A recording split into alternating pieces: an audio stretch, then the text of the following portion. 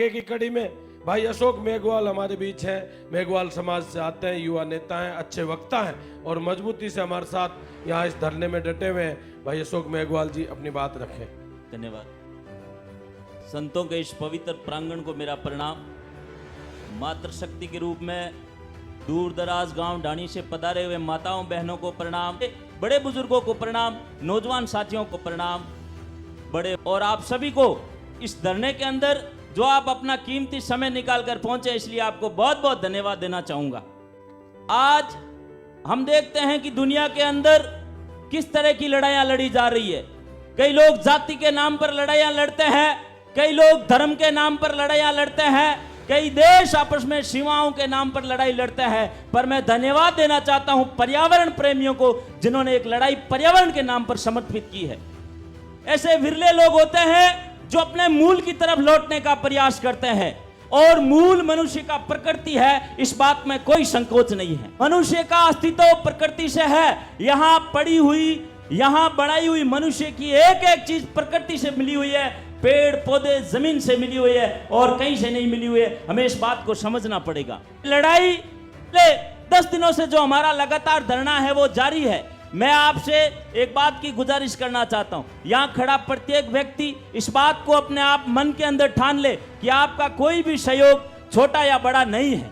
आप जिस ताकत के साथ यहां खड़े हो, निश्चित तौर पर आने वाले समय में इसके परिणाम सुखद होंगे। आपको एक छोटी सी दास्तां बताना चाहता हूं।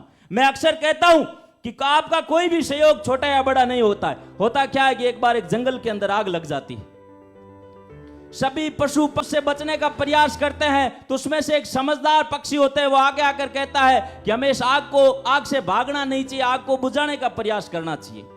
और होता भी ऐसा है, सभी पशु पक्षी अपनी क्षमता के अनुसार, पास में एक नदी थी, उसके पास जाते हैं और अपनी चोंच भरकर पानी लाते हैं और उस आग के ऊपर डालते हैं और आग बुझाने का प्रयास करते हैं।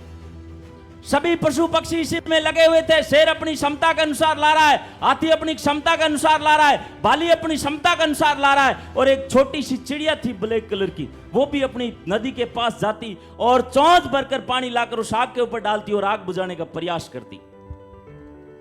पास में पेड़ पर एक कौवा बैठा था जो बिल्कुल निठल्ला था, सारा तमाशा देख रहा था। होता तो पेड़ पर जो कौवा बैठा था, उसने चिड़िया से कहा कि चिड़िया, जो तू चोंच भर के ला रही है पानी, क्या उससे आग बुझ पाएगी? जो चिड़िया ने जवाब दिया, आप सबका ध्यान आकर्षित करते हुए बोलना चाहूंगा। चिड़िया ने कहा, अरे चोंच भर पानी से आग बुझे ना बुझे, लेकिन जब जब इस आग का इतिहास दोहराया जाएगा तो मेरा नाम आग बुझाने वाला में और तेरा नाम तमाशा देखने वालों में लिया जाएगा। मेरे लिए यही काफी है।